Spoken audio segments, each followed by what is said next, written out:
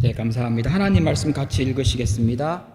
구약성경 잠언 2장 6절에서 11절까지의 말씀입니다. 구약성경 잠언 2장 6절에서 11절까지의 말씀, 앞에 표준서번역으로 준비되어 있습니다. 6절에서 11절까지 같이 읽겠습니다. 주께서 지혜를 주시고 주께서 친히 지식과 명철을 주시기 때문이다. 정직한 사람들에게는 분별하는 지혜를 마련하여 주시고 흠없이 사는 사람에게는 방패가 되어 주신다. 공평하게 사는 사람의 길을 보살펴 주시고 주께 충성하는 사람의 길을 지켜 주신다. 그때야 너는 정의와 공평과 정직, 이 모든 복된 길을 깨달을 것이다. 지혜가 내 마음속에 들어가고 지식이 내 영혼을 즐겁게 할 것이다. 분별력이 너를 지켜주고 명철이 너를 보살펴 줄 것이다. 아멘. 목사가 되다 보니까 목사가 안 됐으면 이만큼까지 생각하지 않고 이만큼까지 안 읽었을 성경에 대해서 저도 평범한 보통 사람 아니겠습니까?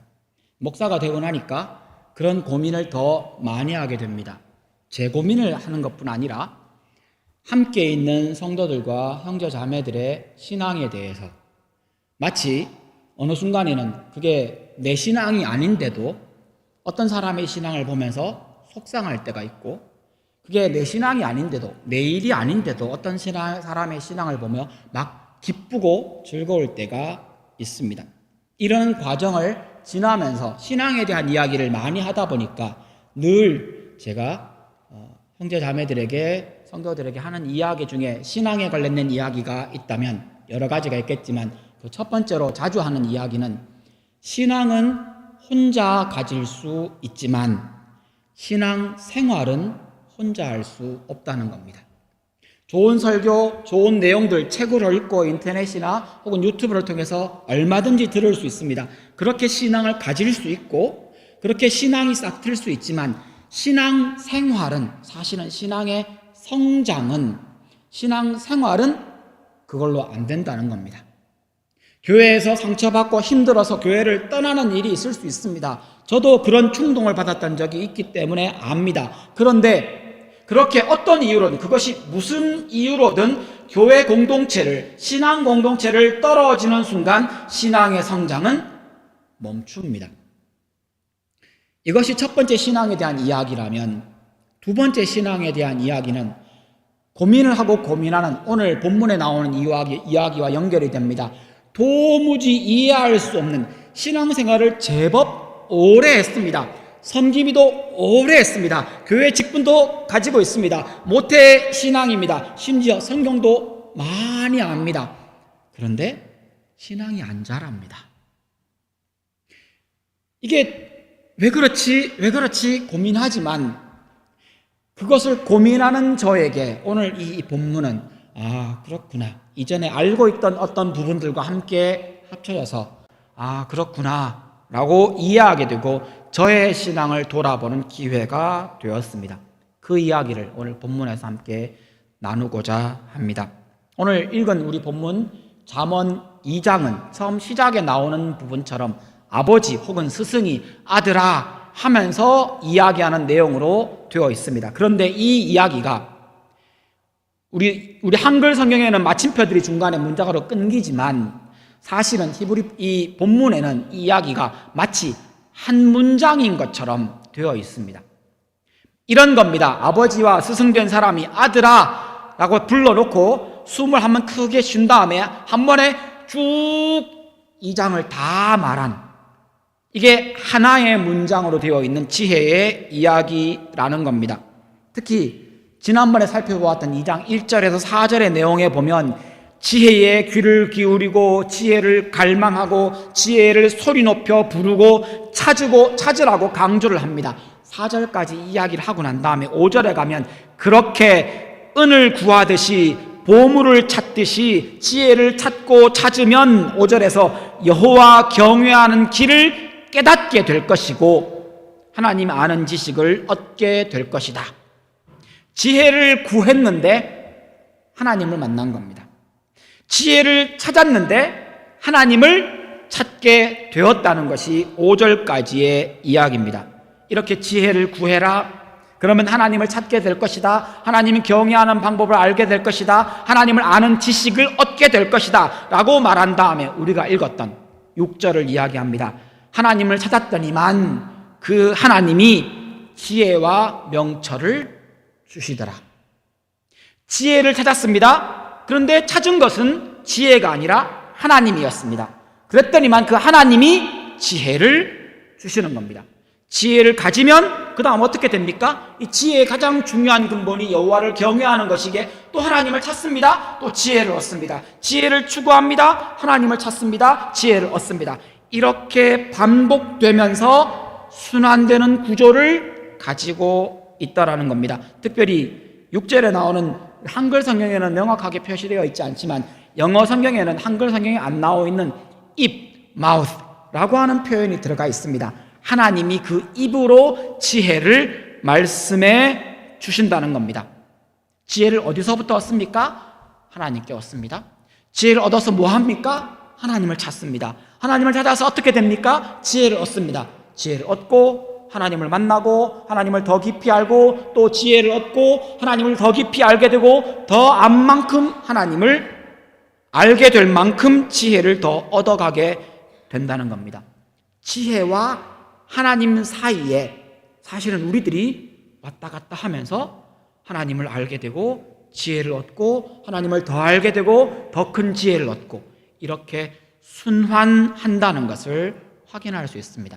많은 학자들이 이 본문에서 이 순환하는 구조를 보고 이 잠언의 이야기는 특별히 2장은 이것을 이야기하려고 그냥 A에서 B로 가는 일방적으로 흘러가는 이야기가 아니라 이게 계속 돌아가면서 반복되고 있다는 것을 확인하고 강조한다고 이야기합니다.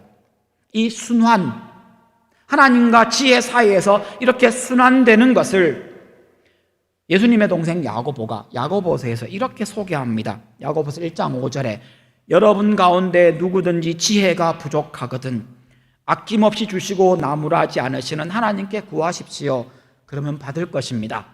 표면적으로 드러나는 것처럼 지혜를 얻어야 되는데 하나님께 구하라는 겁니다. 하나님께 나아가라는 겁니다. 그러면 그 원하는 지혜를 얻게 된답니다. 근데 야고보서에서 말하는 지혜는 야고보 전체에서 말하는 지혜는 하나님은 선하시다 라는 결론에 도달하게 됩니다.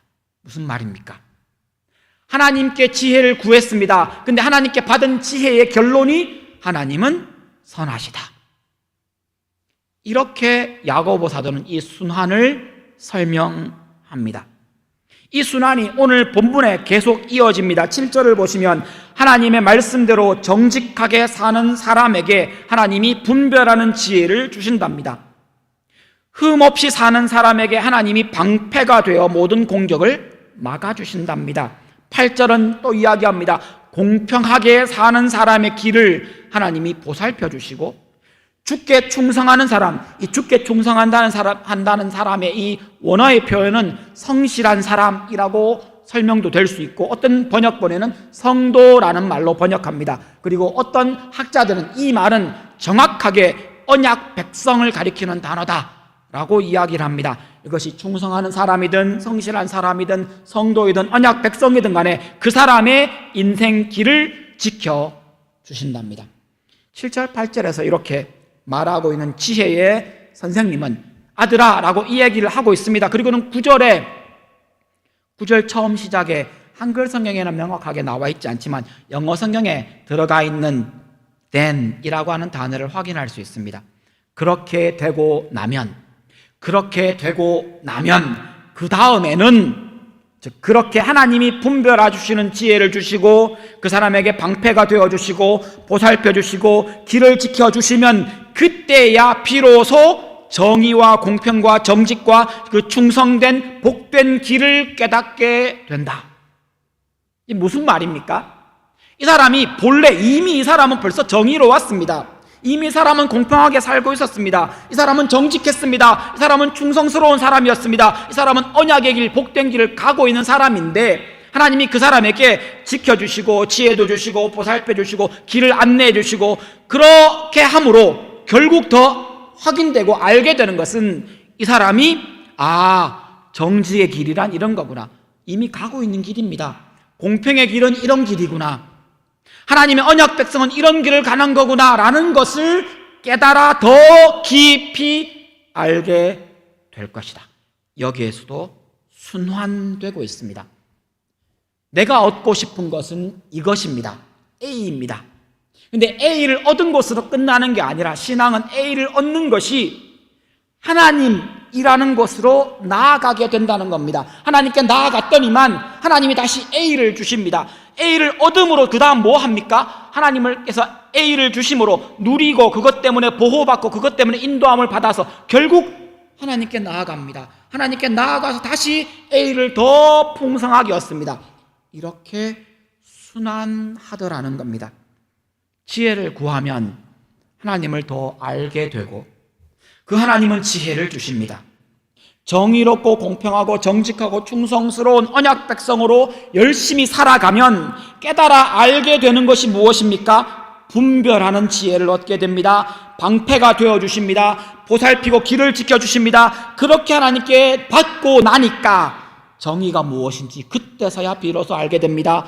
공평하게 살아왔지만 진짜 공평이 무엇인지 알게 됩니다. 정직하게 살아왔지만 정말로 정직한 삶이 무엇인지 더 깊이 깨닫게 됩니다. 복된 길을 살아왔음에도 불구하고 복된 길이 어떤 것인가에 대한 안목이 더 넓어집니다. 하나님의 지혜, 하나님이 주시는 이 하나님의 지혜는 순환적으로 우리에게 다시 돌아오고 하나님께로 다시 돌아갑니다. 이 이야기를 로마서 1장 17절은 이렇게 표현합니다. 믿음으로 믿음에 이른다. 이게 무슨 말입니까? 믿음이 성장하고 싶은데, 믿음이 더 하나님 앞에 정말로 신실하게 하나님을 신뢰하고 싶은데, 그 믿음이 어디서 옵니까? 믿음에서 온다는 겁니다. 어떻게 이런 게 가능합니까? 이걸 그냥 쉽게 아주 간단하게 표현하면 작은 믿음이어야만 그 작은 믿음에서 큰 믿음으로 나아갈 수 있다. 이 정도로 설명할 수 있습니다. 그런데 이 이야기의 깊은 내면에는 잠언 2장에서 말하고 있는 것처럼 그 작은 믿음이 하나님께 요만큼 나아가게 만들고, 요만큼 나아갈 때 하나님이 더 큰 믿음으로 허락해 주시고, 그리고 그 조금 더 큰 믿음이 이만큼 나가게 해주시고, 그러면 그 다음에 하나님이 주시는 믿음으로 다시 조금 더 나아가고, 하나님께 그렇게 나아가면서 믿음이 성장하게 된다는 겁니다. 여기서 믿음은 여러분 잘 아시다시피 믿음은 믿습니다, 확신, 신념, 아니요, 성경에서 말하는 믿음은 그런 게 아닙니다. 성경에서 말하는 믿음은 하나님과의 관계입니다. 하나님과의 어떤 관계인가, 이게 믿음입니다. 그래서 저 일이 이루어질지어다, 그게 믿음이 아니고요, 그 일을 이루시는 하나님에 대한 신뢰가 믿음입니다. 야고보에서 그 믿음 이야기를 하고 있고요, 성경에 나오는 모든 믿음은 개인의 신념, 확고한 신념, 흔들리지 않는 어떤 신념, 이렇게 설명할 수 없습니다. 믿음은 나는 못합니다, 이게 믿음이라는 이야기입니다. 성경에서 말하는 믿음은 나는 못합니다, 나는 실수합니다, 나는 어제 넘어진 그 자리에서 오늘도 넘어집니다, 나는 할 수 없습니다, 나는 내가 죄인이라는 것도 몰랐습니다, 내가 죄인이라는 것을 어떻게 성경 말씀을 통해 깨닫고 난 다음에 내가 할 수 있는 게 아무것도 없다라는 것을 확인하는 것이 믿음입니다. 하나님, 아무것도 나는 할 수 없습니다. 나는 할 수 없기에 주 앞에 나아갑니다. 나의 구원자 되신 주께서 나를 이끌어 주십시오. 나는 못하지만 하나님은 하실 수 있습니다. 하나님에 대한 신뢰와 하나님에 대한 관계로 나아갈 때 그걸 믿음이라고 부릅니다. 그러기에 처음에는 의심도 크고 구원의 확신도 없는 작은 믿음에서 시작했지만 하나님을 만나고 하나님의 도우심을 받으며 믿음이 자라갑니다. 그렇게 하나님을 더 신뢰하게 되고 하나님의 더 큰 은혜를 발견합니다. 은혜와 믿음이 순환적으로 반복되면서 우리의 믿음이, 우리의 신앙이 자라가게 되더라는 겁니다. 우리의 신앙이 어떻게 그렇게 자라가는가? 작은 믿음에서부터 믿는 만큼 하나님이 믿음 없는 우리들한테 이만큼의 믿음의 결과 열매를 요구하시는 게 아니라 하나님은 아주 정직하게 솔직하게 정말로 합리적으로 우리의 믿음이 요만큼이면 하나님은 우리에게 요만큼을 이야기하십니다. 우리의 믿음이 이만큼이면 하나님은 우리에게 이만큼을 요구하신다는 겁니다. 그러면서 하나님의 방법은 요만큼의 믿음을 가진 사람에게 요만큼 행동하고 요만큼 순종하고 요만큼 하나님 앞에 나아가면 그때 요만큼 나갈 수 있도록 도와주신다는 겁니다. 그렇다면 이 순환에서 지혜가 먼저입니까? 하나님이 먼저입니까? 잠언에서는 지혜를 찾아라. 그러면 하나님을 발견했던 겁니다. 그러면 처음부터 하나님 찾으면 어떻게 될까요? 혹은 하나님이 주시는 어떤 하나님의 돌보심, 하나님이 내 방패가 되어주심, 하나님이 나를 지켜주심, 그것이 먼저인가요? 아니면 내가 그 지혜를 가지고 하나님을 찾는 것이 먼저인가요? 정의롭게 살고 공평하고 정직한 삶이 먼저일까요? 아니면 하나님이 돌보시고 막아주시고 지켜주시는 것이 먼저일까요? 신앙의 성장에서 이것이 항상 고민입니다. 우리들의 대부분의 기도는 여러분의 기도는 어떤 내용으로 이루어져 있습니까? 하나님, 그 인간이 나를 이렇게 괴롭힙니다. 그 인간 한 대 때려 주십시오. 이 기도가 믿음 없는 사람의 기도가 아니라 이 기도가 다윗의 기도입니다. 다윗이 이렇게 기도할 때 하나님, 나는 저 인간한테, 다윗이 제가 좀 저 인간이라고 표현하는 것이 전혀 지나친 표현이 아니고요. 시편에서 다윗이 표현하는 표현은 이보다 더합니다. 아예 대놓고 그 사람들을 악인이라고 부릅니다. 하나님, 저 인간들이 나를 자꾸 괴롭힙니다. 하나님, 저 인간의 이 집안의 대를 끊어주시고, 다윗이 했던 말 중에 있는 말입니다. 하나님, 저 인간 집안을 쫄딱 망하게 해주십시오. 이게 다윗의 기도예요. 다윗의 믿음의 분량대로 마음에 있는 분노까지 담아서 하나님 앞에 그렇게 기도합니다. 하나님이 그 기도를 다윗의 분량만큼 받으시고 다윗은 하나님의 보호하심을 받고 나아갑니다. 성경은 이 과정에서 한결같이 우리를 대하시는 하나님의 태도를 확인하게 됩니다. 하나님은 먼저 우리에게 주셨고 하나님이 주신 그것 때문에 우리가 하나님께 나아가도록 우리를 인도하시더라는 겁니다. 여러분, 이 순환의 구조에서 기억하셔야 되는 게 있습니다. 내가 이미 받은 것, 거기서부터 시작하셔야 합니다.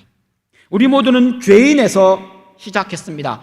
우리 중에 죄인 아닌 의인에서 시작한 신앙인이 어디 있습니까? 아니요, 우리는 모두 죄인에서 신앙생활을 시작한 겁니다. 우리는 모두 불신자의 자리에서 시작한 사람들입니다. 우리는 신앙인의 자리에서 시작한 사람들 아닙니다. 우리도 불신자였고 우리도 예수 그리스도를 안 믿는 사람이었고 우리도 죄인의 자리에서 우리에게서 시작했습니다. 거기서 무엇부터 확인하게 됩니까? 여러분, 신앙의 시작 과정을 아시지 않습니까? 기껏 해봤자 우리의 신앙의 시작은 이런 겁니다. 하나님, 나 저거 필요한데 하나님 저거 주시면 안 돼요? 하나님, 내 몸이 아픈데 좀 낫게 해주시면 안 돼요? 이 기도가 우리의 신앙의 시작이었습니다. 그러다가 어떤 얘기를 듣습니까? 그렇게 처음에 교회에 나오고 처음에 그렇게 기도했더니만 하나님이 주신 은혜, 내가 죄인이라는 것을 알게 된 겁니다. 성경은 정확하게 무엇이라고 말하는가 하면 하나님, 나 이거 주시면 안 돼요? 하나님, 나 이거 가지면 안 돼요? 라고는 그 마음이 하나님이 우리에게 먼저 주신 것이라고 설명합니다. 우리 모두는 불신자의 자리에서 그렇게 시작했던 겁니다. 그런데 우리 중 어떤 사람은 같은 하나님을 믿는데 똑같은 자리에서 이렇게 시작했습니다. 우리 모두. 그런데 똑같은 하나님 말씀을 들었고 똑같이 예배 드렸고 똑같이 성경 공부했고 신앙생활 시작한 연수도 비슷한데 어떤 사람은 신앙이 막 자라나고 어떤 사람은 어느 부분에 탁 걸려서 더 성장하지 않는 사람을 보게 됩니다. 이 순환의 과정을 통해 성장한다고 이해한다면 그 사람은 어디에서 걸린 걸까요? 또 성장하는 사람은 어떻게 그렇게 된 것일까요? 이 순환 구조에 대해 히브리서 기자는 이렇게 설명을 해줍니다. 4장 2절입니다. 그들이나 우리나 기쁜 소식을 들은 것은 마찬가지입니다. 그런데 들은 그 말씀을 그들에게는 아무런 유익이 되지 못하였습니다. 신앙이 전혀 성장하지 않았다는 겁니다. 그들은 그 말씀을 듣고서도 알고서도 그것을 믿음과 결합시키지 않았기 때문입니다. 여러분, 이게 아까 말씀드린 것처럼 이렇게 다시 계속 반복적으로 순환되는 구조 안에서 성장하는 비결입니다. 어떻게 해요? 여러분의 작은 그것을, 그 가진 말씀을, 그 작은 믿음을, 그 작은 기회를 믿음에 연결시키는 것. 그런데 우리는 어떻게 생각합니까? 하나님이 내게 주신 지혜가 너무 적습니다. 하나님이 나를 지켜주시는데 여기까지만 조금 더 해주시면 좋겠습니다. 이게 우리의 기도입니다. 그런데 하나님이 말씀하시는 건 이미 주신 거기서부터 출발하라는 겁니다. 하나님이 우리에게 복음과 은혜를 주셨는데 어떤 사람은 그 듣고 받은 그 복음과 그 말씀을 우리의 일상의 삶에 적용하지 않습니다. 연결시키지 않습니다. 그러니 아무런 유익이 없다는 겁니다. 말씀을 많이 들었습니다. 정말로 은혜로운 말씀을 듣고 가슴이 뜨거워졌습니다. 우리 분열 찬양대에 엠마오로 가는 그 두 제자가 그 말씀, 주님의 말씀을 들었을 때에, 주님이 그들을 만나 주셨을 때에 엠마오 그 두 제자가 했던 말입니다. 주께서 우리에게 말씀을 풀어주실 때에 우리 마음이 뜨겁지 아니하더냐. 얼마나 큰 은혜를 받은 겁니까? 그런데 우리도 그랬지 않습니까? 가슴이 뜨거웠습니다. 수련회에서, 리트릿에서 혹은 말씀을 듣고 성경을 읽으며 성경 공부하며 아하, 그거구나, 딱 거기에서 멈추었기 때문에 성장하지 않은 겁니다. 무슨 말입니까? 받은 그 말씀대로 삶에 실천하고 믿음으로 연결시키고 그 말씀을 어떻게 적용할까를 고민하지 않은 겁니다. 그래서 아무런 유익이 없었던 겁니다. 오늘 하루를 살면서 하나님 말씀대로 순종하는 것, 믿음에 적용을 한다는 이야기입니다. 믿음과 연결시킨다는 말입니다. 믿음과 결합시킨다는 말입니다. 그렇게 하지 않기 때문에 하나님의 능력을 경험할 수 없다는 말입니다.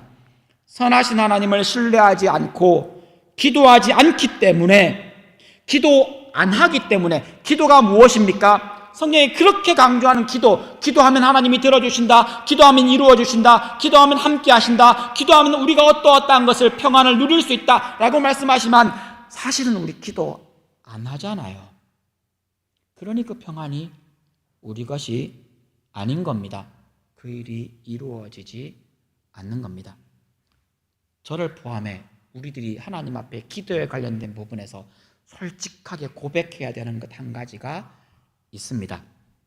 그건 나는 기도 안 했지만, 나는 하나님 앞에 간구하지 않았지만 하나님이 들어주시기를 기대합니다. 그리고 하나님이 안 들어주시면요, 삐집니다. 하나님 어떻게 나한테 이러실 수 있습니까? 내가 얼마나 기도했는데, 그 얼마나라고 하나님 앞에 지금 강조하는 기도가 진짜로 얼마나입니까? 아니면 얼마 안 되는 기도입니까? 우리는 압니다. 내가 간절했다는 것은 맞습니다. 간절했습니다. 그것이 꼭 이루어졌으면 좋겠다고 하나님 앞에 그때 그 순간 간절하게 기도했을 겁니다. 그러나 우리의 기도는 하나님 앞에서 하나님에 대한 신뢰가 아니라 하나님을 자판기처럼, 하나님을 내 기도에 응답해야 되는 분인 것처럼 하나님에게 요구하고는, 그리고는 나는 하나님 앞에 아무런 삶의 자세도 순종도 보이지 않고 있었던 겁니다. 무슨 말입니까? 내 믿음은 요만큼인데 이만한 걸 지금 구하고 있는 겁니다. 내 지금 신앙의 분량은 여기인데 내 신앙의 능력은, 내 신앙의 실력은 요만큼인데, 그러면 이 정도면 현실적으로 요만큼의 일을 할 수 있고 요만큼 섬겨야 하고 요만큼 사랑할 수 있는데, 요만큼 하나님이 은혜를 주시면 요만큼 누릴 수 있는데, 우리의 기도는 믿음은 요만큼이고 신앙은 요만큼인데 하나님 이런 것을 주셔야 하지 않겠습니까? 라고 요구하고 있다는 겁니다. 뭐가 빠진 겁니까? 이 차이와 이만큼의 차이에 이 공백만큼 우리는 하나님 앞에 이미 받은 것으로 하나님 앞에 나아가는 이 과정이 빠져 있다는 겁니다. 선하신 하나님을 신뢰하지 않고 기도하지 않으면서 기도했다라고 말하고, 내 믿음의 분량만큼 순종하고 하나님 말씀대로 믿음을 결부시켜 살지 않았으면서 내 믿음이 성장하지 않는다라고 불평하고 시험 듭니다. 하나님의 섭리와 섬세한 인도를 경험하지 못하니까 말씀을 더 안 본다고 핑계를 댑니다.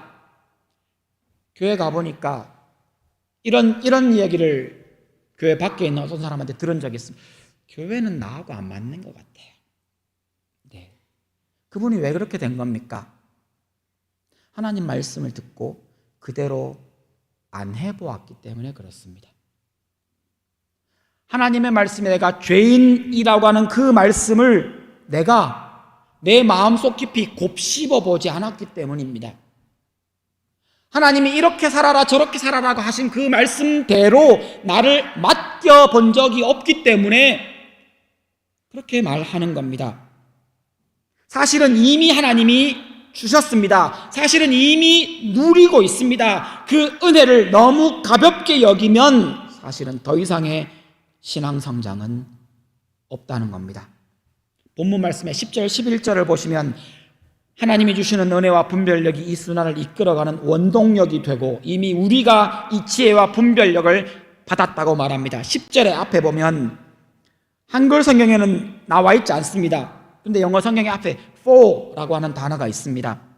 히브리 원어에도 앞에 key라고 하는 히브리 앞에 접속사가 들어가 있습니다. 왜냐하면 이라는 뜻입니다. 왜냐하면 앞에 잔뜩 얘기한 이 순환하고 있는 믿음의 성장의 과정과 하나님과의 관계에 대한 이 순환에 대한 이야기를 하면서 왜냐하면으로 시작합니다. 앞에 설명했던 하나님과 지혜의 이 모든 이야기들의 근거를 이야기해 줍니다. 하나님이 주시는 지혜가 내 마음속에 들어오고 내 영혼을 즐겁게 함으로 내가 하나님을 찾게 된다는 겁니다. 무슨 말입니까? 하나님이 주신 만큼 누리고 하나님이 주신 만큼 순종하고 하나님이 우리에게 주신 그 믿음의 분량만큼 나를 드리는 것을 할 때, 그것을 누릴 때 신앙이 성장한다는 이야기입니다. 11절을 보십시오. 하나님이 주시는 분별력이 나를 지킵니다. 그 명철이 나를 보살펴 주기 때문에 그 분별력과 그 명철이 나를 지키고 나를 보살펴 주기 때문에 내가 하나님 입에서 나오는 그 말씀에 더 귀를 기울이게 된다. 이 11절에 대한 이것 때문에 앞에 나오는 하나님을 찾아서 그 입에서 나오는 지혜의 말씀을 듣습니다 라는 말이 성립하게 된다는 겁니다. 우리가 하나님께 이미 받은 지혜와 분별력을 가지고 우리가 아는 만큼 믿는 만큼 그 말씀에 순종하시고 그 말씀만큼 내가 가진 분량만큼 내가 할 수 있는 만큼 정의롭게 사시고 이만한 것을 요구하시는 하나님이 아닙니다. 믿음의 분량만큼 요만큼 하시면 됩니다. 그만큼 공평하게 사시고 그만큼 정직하게 생활하시고 그만큼 믿음으로 충성된 삶을 사시라는 겁니다. 이 말을 좀 쉽게 좀 더 다른 말로 부드럽게 표현하면 이런 말입니다. 예수님이 하신 말씀 중에 작은 일에 충성한 사람, 그 사람에게 더 큰 일을 맡기시는 것처럼 여러분 인생 살아가며 앞이 보이지 않습니까? 하나님 어떻게 살아가야 합니까? 무엇을 해야 합니까? 너무 답답하고 힘들지 않으십니까? 그때 어떻게 하라는 말입니까? 이미 하나님이 보여주신 것 거기까지 가십시오. 이미 내가 무엇을 해야 할지 모르는 영역은 잠시 두시고요. 내가 무엇을 해야 할지 이미 아는 그 영역, 그 아는 그 일을 하시라는 겁니다. 불안하십니까? 불안하면 불안할수록 내가 아는 것, 내가 믿는 것, 내가 들은 것, 내가 이미 받은 것, 그것을 먼저 삶으로 믿음과 연결시켜 행동으로 옮기시라는 겁니다. 거기까지 가면 그 다음이 보이실 겁니다. 여러분, 내가 멀리 가고 싶고 내가 여기에서 저 워싱턴에 혹은 여러분이 한국 계신다면 서울까지 가고 싶다면 단번에 서울을 볼 수 있는 사람은 없습니다. 우리 인생은 그렇지 않습니다. 어디까지 보입니까? 이 블랙스버그에 사는 사람이 여기서 크리스찬스버그가 보입니까? 아니요. 우리 앞에 보이는 건 내 눈앞에 있는 도로입니다. 기껏 해봤자 이정표 하나입니다. 이쪽으로 가면 크리스찬스버그. 그게 크리스찬스버그로 가는 방향이라는 말이지 크리스찬스버그가 아닙니다. 우리가 운전하면서 무엇을 보고 갑니까? 내가 직접 여기에서 워싱턴을 보는 게 아니고 내가 직접 여기에서 크리스찬스를 보는 게 아니지만 나는 그 이정표를 보고 이 길이다. 그 길을 거기까지 가는 겁니다. 보이는 데까지 가십시오. 맡은 작은 분량의 일로 먼저 섬기십시오. 믿음의 분량만큼 간구하십시오. 믿음의 분량만큼 사랑해 주십시오. 내 주변에 있는 사람 모두를 다 품을 수 없다면 내 믿음의 분량이 허락하는 만큼만 그들을 품으십시오. 그러면 그 다음에 하나님이 더 큰 은혜로 우리의 신앙의 분량과 마음의 분량을, 사랑의 그릇을 더 넓혀 주실 겁니다. 이미 받은 명령과 말씀을 믿음대로 실천하십시오. 알고 있는 만큼, 이미 주신 그 지혜만큼, 하나님을 아는 만큼 하나님 앞으로 나아가십시오. 내가 지금 내 눈앞에 있는 보이는 것만큼 거기까지만 일단 가십시오. 이미 받은 은사대로 작고 보잘것 없어 보이는 그 자리에서 거기에서 섬기십시오. 하나님이 보여주신 만큼 가시면 거기에 그 다음 길이 보이실 겁니다. 여러분의 미래를 두고 진로를 두고 고민하십니까? 이제 여러분이 무엇을 해야 할지 여러분에게 이미 주신 것을 세어 보십시오. 기도하시겠습니다. 먼저 기도할 때 하나님이 이미 주신 지혜로